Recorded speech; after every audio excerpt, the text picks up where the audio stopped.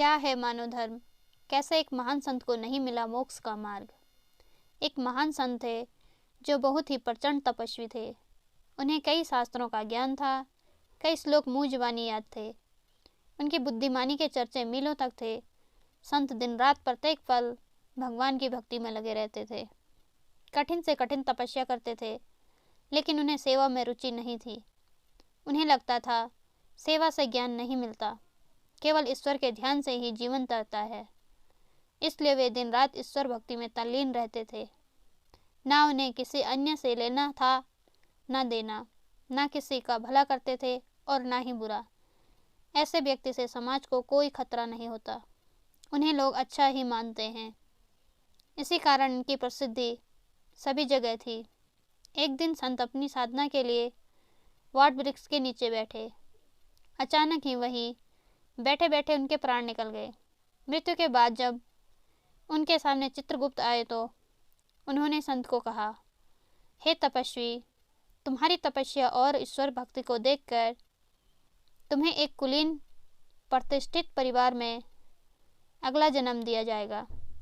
यह सुनकर संत दुखी स्वर में बोले, हे चित्रगुप्त, मैंने वर्षों तपस्या की, उसमें कोई कमी नहीं रखी, किसी प्राणी को दुख नहीं दिया, फिर भी मुझे मोक्ष की प्राप्ति क्यों नहीं हो रही?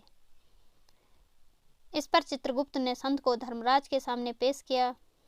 संत ने अपनी सारी व्यथा धर्मराज से कही, अपने सारे धार्मिक कर्म कांड के बारे में विस्तार में से कहा। यह सब सुनकर धर्मराज मुस्कुराए और उन्होंने कहा, हे वत्स, वास्तव में तुम मानव धर्म को जान ही नहीं पाए।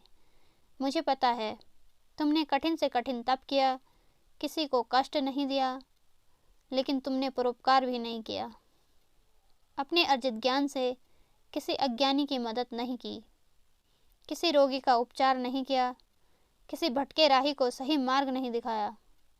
वास्तव में तुम जानते ही नहीं हो कि परोपकार ही असल मायने में मानव धर्म है।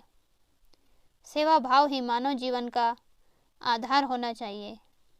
इस तरह संत को अपनी भूल का ज्ञान हुआ और उन्होंने अपने अगले जन्म में तप के साथ सेवा भाव को भी जीवन का लक्ष्य बनाया। फिर उन्हें वर्षों बाद मोक्ष की प्राप्ति हुई। इस कहानी से हमें यह शिक्षा मिलती है कि हमें पूजा पाठ के साथ साथ ज़रूरतमंद लोगों की सेवा भी करनी चाहिए।